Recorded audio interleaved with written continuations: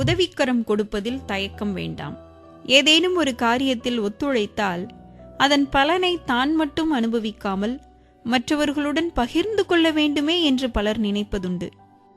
இதனாலே பெரும்பாலானோர் மற்றவர்களுடன் ஒத்துழைப்பதில்லை. இவ்வாறு செய்வது பேராசையாகும். அனைவருடனும் பகிர்ந்து கொள்வதில் ஏற்படும் சந்தோஷத்தை நாம் உணர வேண்டும்.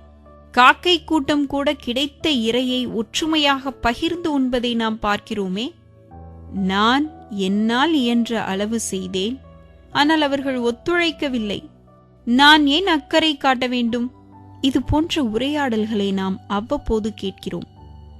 தனி மனிதராக இருந்து நாம் சிந்திக்க வேண்டியதெல்லாம், ஒருவர் நமக்கு ஒத்துழைப்பு கொடுத்தாலும் கொடுக்காவிட்டாலும் நாம் எப்போதும் ஒத்துழைத்து கொண்டேதான் இருக்க வேண்டும். செய்ய வேண்டிய காரியத்தை தள்ளி போடக்கூடாது. இன்று இல்லாவிட்டாலும் நாளை அக்காரியத்தை செய்யத்தானே வேண்டும். மற்றவர்கள் முதலில் செய்யட்டும் என்று காத்திருக்க கூடாது. நாம் முதலில் செய்யத் தொடங்கினால் மற்றவர்களும் நிச்சயமாக பின்பற்றுவார்கள். நாம் முன்னேற வேண்டுமே அன்றி பின்தங்கக்கூடாது.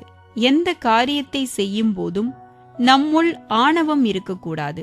நாம் அன்பாகவும் இனிமையாகவும் இருந்தால் மற்றவர்கள் தாமாகவே நமக்கு உதவிக்கரம் நீட்டுவார்கள்.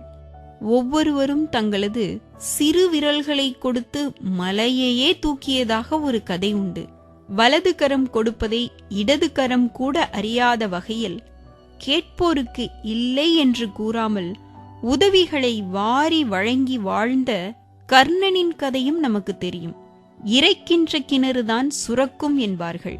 அனைவருடனும் ஒத்துழைத்தால் நாம் அடையக்கூடிய நன்மைகளை பற்றி சற்று சிந்திப்போம்.